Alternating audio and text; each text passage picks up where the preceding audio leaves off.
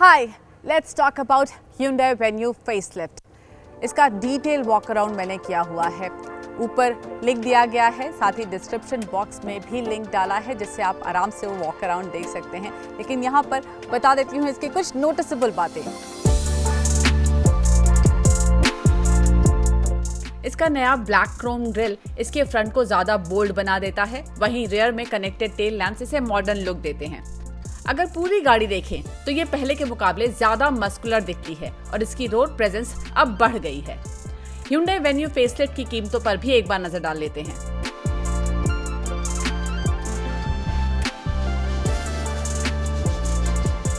Quickly यहाँ पर मैं आपको इसकी रियर सीट के बारे में भी बता देती हूँ।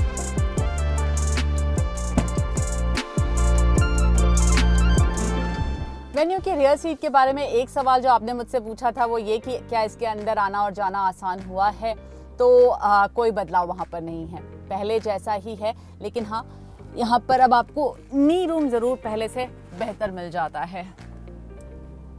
इस सीट पर आपको थाई सपोर्ट अच्छा मिल रहा है, कंफर्टेबल सीटिंग पोजीशन है और अब आपको अगर और ज़्यादा कंफर्ट चाहिए, आपको और ज़्यादा रिक्लाइन चाहिए तो यहाँ पर अब आपको 2 स्टेप रिक्लाइन भी मिलता है, तो थोड़ा सा इसे आप और पीछे की तरफ झुका सकते हैं।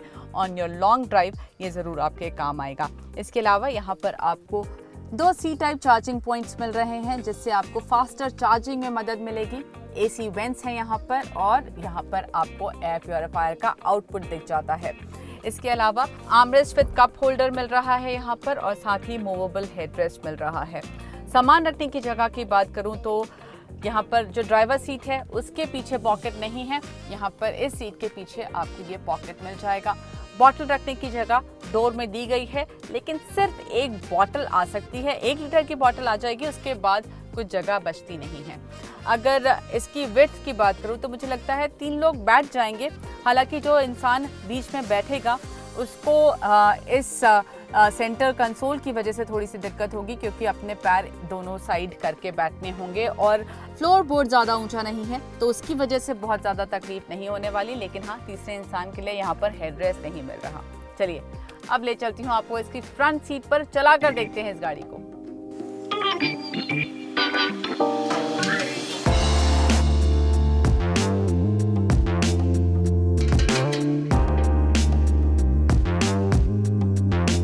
वेन्यू की ड्राइव की बात करूं उससे पहले कुछ एक चीज़ें जो कि इस फेसलिफ्ट में दी गई है जो मुझे पसंद है उसके बारे में बात कर लेते हैं। तो सबसे पहली चीज़ ये कि ये जो ड्राइवर सीट है ये अब पावर एडजस्टेबल है, 4-वे पावर एडजस्टेबल है, जिसकी वजह से आपको एक कंफर्टेबल सीटिंग पोजीशन पाना काफ़ी आसान पता चलेगा। लेकिन इसमें सोनेट के जैसे वेंटिलेटेड सीट्स नहीं मिलती। इसके इंटीरियर सब ब्लैक और ग्रे कलर में है। एक्चुअली ये ग्रे और बेज कलर का मिक्सचर है जिसे ग्रेज कहते हैं और इस कॉम्बिनेशन से वेन्यू के इंटीरियर्स पहले से ज्यादा खुलेपन का एहसास देते हैं। एक फीचर जो कि वेन्यू में मिला था पहले वो ये था कि आप इसे वॉइस कमांड दे सकते थे, यानी कि आप बोलते कि सनरूफ खोल दो तो ये गाड़ी सनरूफ खोल देती थी।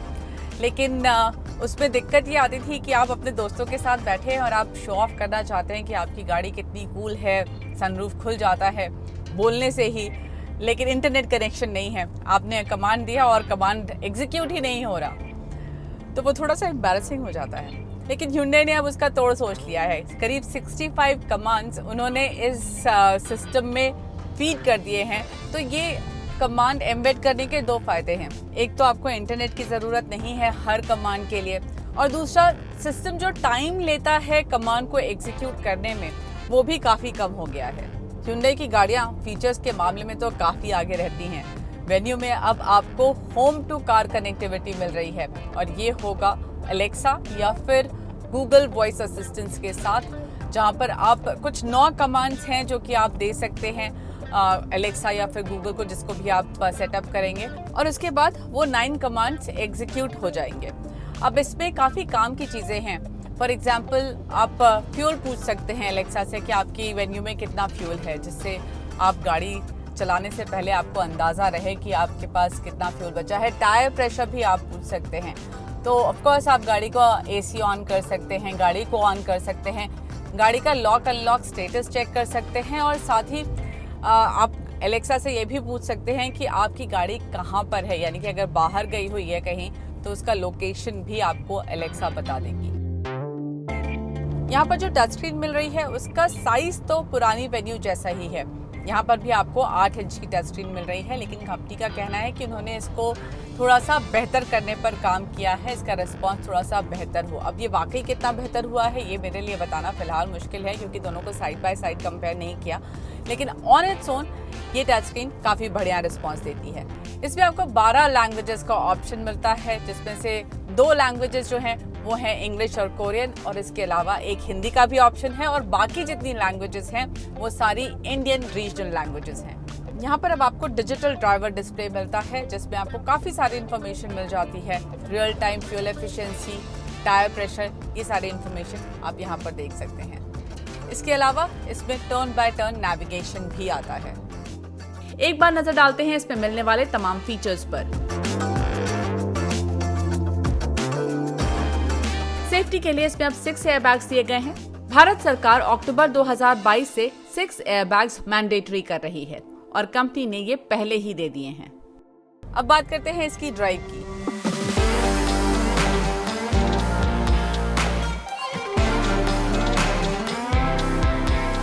इसमें जो इंजन गियरबॉक्स कॉम्बिनेशन है वो आपको पहले के जैसे ही मिल रहे हैं। 1.2 litre 4 cylinder naturally aspirated engine की पावर आउटपुट है 83 HP, और ये आता है 5 स्पीड मैनुअल के साथ। 1.5 लीटर 4 सिलेंडर डीजल से 100 HP की पावर मिलती है, और आज जो गाड़ी मैं चला रही हूँ वो है 1 litre 3 cylinder turbo petrol engine, जो कि 120 HP की पावर देता है। और ये इंजन पावरफुल है ये जल्द ही पता चल जाता है। ये एक रिस्पॉन्सिव इंजन है, और इसको ड्राइव करने पर इसकी पावर का अंदाजा लग जाता है। स्पीड पकड़ने में से जरा भी स्ट्रगल नहीं करना पड़ता, और इसमें वाइब्रेशंस और नॉइज भी ज्यादा नहीं है। यह इंजन आता है 6 स्पीड मैनुअल और 7 स्पीड DCT गियर बॉक्स के साथ। मैं चला रही हूँ इसका DCT, जिसके साथ आपको पैडल शिफ्ट्स भी मिलते हैं फॉर बेटर कंट्रोल। Hyundai का कहना है कि उन्होंने इसके DCT पे थोड़ा सा काम किया है, जिससे उसका वेट कम हो, उसकी परफॉर्मेंस थोड़ी इम्प्रूव हो सके, और उसका असर पता चलता है। इस गाड़ी में जो गियर शिफ्ट्स होते हैं वो काफी स्मूथली होते हैं। इस इम्प्रूव DCT का फायदा ये भी है कि इसकी फ्यूल एफिशिएंसी बेहतर हो गई है। इनफैक्ट Hyundai का दावा है कि DCT के साथ माइलेज मिलती है 18.3 kpl की, जो कि IMT के 18 kpl से कंपैरिजन में मार्जिनली ज्यादा है। एक और चीज जो कि आपको वेन्यू फेसलिफ्ट में मिलती है वो है ये ड्राइव मोड्स। इको, नॉर्मल और स्पोर्ट्स मोड अब आपको इसमें मिलते हैं। इको मोड में गाड़ी फ्यूल एफिशिएंसी पर ज़्यादा फोकस करती है, तो रिस्पांस थोड़ा सा स्लो आता है, लेकिन एटलीस्ट क्रूजिंग के टाइम पर इको मोड यूज़ कर सकते हैं। नॉर्मल मोड आपकी रोज़ की ड्राइविंग के लिए बिल्कुल सूटेड है, जहां पर रिस्पांस बहुत क्विक भी नहीं है लेकिन बहुत स्लो भी नहीं है। स्पोर्ट्स मोड आपके तब काम आएगा जब आपको क्विक रिस्पांस चाहिए। ये आपके ऑफ कोर्स तब काम आएगा when you want to have a little fun, लेकिन इसके अलावा अगर आप हाईवेज पर हैं, ओवरटेक करना चाहते हैं, आप चाहते हैं बेटर रिस्पांस, तब भी आप इस गाड़ी को स्पोर्ट्स मोड में डाल सकते हैं।